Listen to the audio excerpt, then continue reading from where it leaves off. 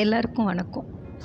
தினம் தினம் நம்ம நியூஸாக இருந்தாலும் சரி, நியூஸ் பேப்பராக இருந்தாலும் சரி, எல்லாத்துலேயும் நிறைய விஷயங்கள் பார்த்துட்ருக்கோம். அது மாதிரி ஒரு விஷயத்தை தான் இப்போ நம்ம பார்க்க போகிறோம். தமிழ்நாட்டையே ஒரு கொலை சம்பவம் அலற வச்சிருக்கு. சேலம் மாவட்டம் ஏற்காட்டில் கண்டெடுக்கப்பட்ட அழுகிய நிலையில் கிடந்த ஒரு பொண்ணோட சடலத்தை பற்றி தான் நாம் இப்போ பார்க்க போகிறோம். சேலம் ஏற்காடு மலைப்பாதையில் 60 அடி பாலம் ஒன்று இருக்குங்க. அதுக்கு பக்கத்துலேயே 20 அடி பள்ளத்தில் ஒரு இளம் பெண்ணோட சடலம் மார்ச் 1, 2025 அன்னைக்கு போலீஸாரால் கண்டுபிடிக்கப்பட்டது. ஆனால் யார் அந்த பொண்ணு? கேள்விக்குறியான ஒரு விஷயம். இதுக்கு இடையில் அந்த பொண்ணோட சடலத்தை சேலம் அரசு மருத்துவமனைக்கு பிரேத பரிசோதனைக்காக அனுப்பியும் விட்டாச்சு. முதல் கட்ட விசாரணையாக அவங்க அந்த பொண்ணு இருந்த இடத்துல தேடுறாங்க. அங்கே ஒரு ஆதார் கார்டு அவங்களுக்கு கையில் சிக்கியிருக்கு.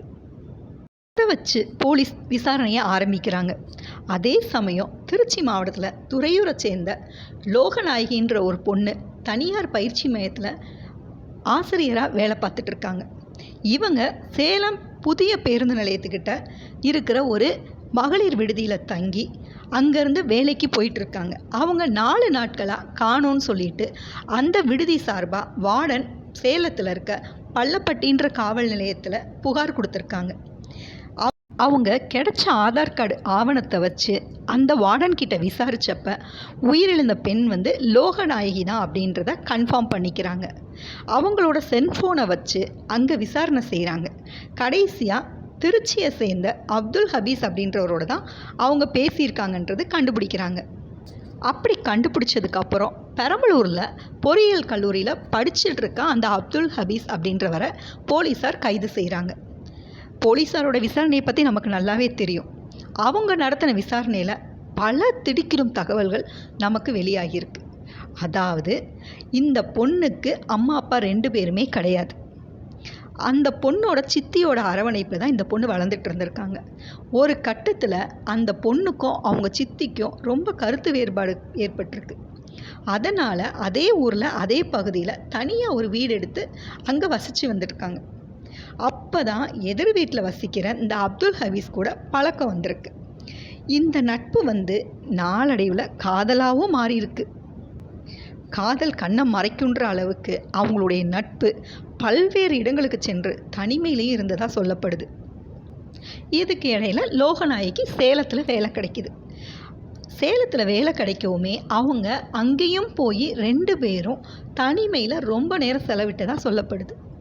அதே சமயம் அப்துல் ஹபீஸ்க்கு சமூக வலைதளம் மூலமாக நிறைய பழக்க வழக்கங்கள் இருந்திருக்கு. அதில் மோனிசா மற்றும் தாவிய சுல்தானான்ற பேரில் இருக்க 2 பெண்களோட அவருக்கு பழக்கம் ஏற்பட்டிருக்கு. ஒரே சமயத்தில் லோகநாயகி இல்லாமல் மோனிஷாவையும் தாவிய சுல்தானாவையும் லவ் பண்ணுறதா சொல்லியிருக்காரு. மோனிஷாவுடனான காதல் அப்துல் ஹபீஸோட வீட்டுக்கு தெரிஞ்சிடுது. அப்துல் ஹபீஸை அவங்க குடும்பத்துலேருந்து அவங்க அம்மா அப்பா கண்டிக்கிறாங்க. ஆனால் தாவிய சுல்தானாவுடனான காதல் விவகாரத்தை வீட்டில் அவர் சொல்கிறாரு. தாவிய சுல்தானாவும் ஒரு முஸ்லீம் இனத்தை சேர்ந்தவங்கனால ஒரே மதம் தானே, அப்போ அவங்களோட நம்ம திருமண ஏற்பாடு செய்யலான்ட்டு அவங்க வீட்டில் முடிவு செய்கிறாங்க. இவங்களோட திருமணத்திற்கான இந்த விவரம் லோகநாயகிக்கு தெரிய வந்த நிலையில் அவங்க அப்துல் ஹபீஸை மிரட்ட தொடங்குறாங்க. நான் உன்னோட தனிமையில் எவ்வளவோ நேரம் செலவழிச்சிருக்கேன், இப்போ நீ வேறு ஒரு பொண்ணை திருமணம் செஞ்சுக்கிட்டா என்ன அர்த்தம்? நான் உன்னைய கல்யாணம் பண்ணிப்பேன்ற நம்பிக்கையில் தானே என்னையவே நான் கொடுத்தேன். என்னையே இப்படி ஏமாத்துற? உனக்காக நான் என்ன வேணாலும் செய்கிறேன், உனக்காக நான் மதம் மாறக்கூட தயாராக இருக்கேன், என்னை நீ கல்யாணம் பண்ணிக்கோ அப்படின்னு சொல்லும்போது அவன் என்ன பதில் சொல்கிறான்னா, அதாவது என்னையை விட வயசில் பெரியவரான லோகநாயகியை நான் எப்படி திருமணம் செஞ்சுக்க முடியும் அப்படின்னு அப்துல் ஹபீஸ் மறுத்துள்ளார். பழகும்போது தெரியாத வயசு கல்யாணம்னு வரப்போ மட்டும் வித்தியாசப்படுது பார்த்தீங்களா? தவறான பழக்க வழக்கம் இருக்கிறப்ப அவங்களுக்கு வயசை பற்றி எந்த கவலையும் இல்லாமல் இருந்தது. திருமணம்னு வரப்போ வயசை பற்றி 2 பேரும் யோசிக்கிறாங்க. இதே பிரச்சனை அவங்கக்கிட்ட தொடர்ந்துட்டு இருக்கவும் இவ உயிரோடு இருந்தால் நம்ம கல்யாணத்துக்கு, அதாவது திருமணத்துக்கு எப்படி தடை ஏற்படலாம் அப்படின்னு நினச்சி என்ன செய்யலான்னு முடிவு எடுக்கிறாரு. மோனிசா கிட்டேயும் தாவிய சுல்தானா கிட்டேயும் லோகநாயகியை பற்றி தப்பாக சொல்லி அவங்க உயிரோடு இருந்தாங்கன்னா நமக்கு பிரச்சனை அப்படின்னு சொல்லி அவங்களையும் அதில் பிரச்சனைக்குள்ளே கொண்டு வராரு. சம்மந்தமே இல்லாத இருவரையும் அந்த பிரச்சனைக்குள்ளே உள்ளே கொண்டு வராரு. அப்துல் ஹபீஸ் சொல்கிறத அப்படியே இவங்க 2 பேருமே நம்பிடுறாங்க. லோகநாயகியை கொல்றதுக்கு 2 பேருமே சம்மதிக்கிறாங்க.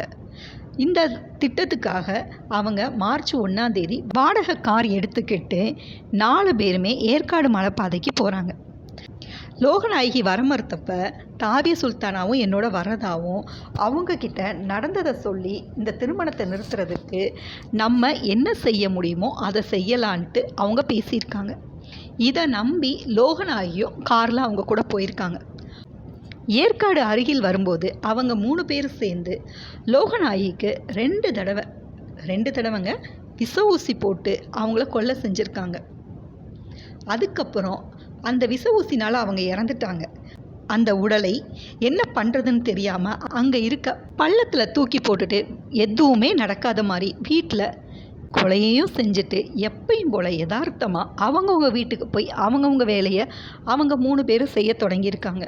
ஆனால் அவங்களுக்கு விஷயம் தெரியாது.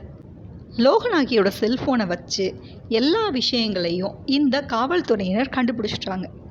நம்ம காவல்துறை தமிழ்நாட்டு காவல்துறை ஒன்றும் சாதாரணமானது இல்லைங்க.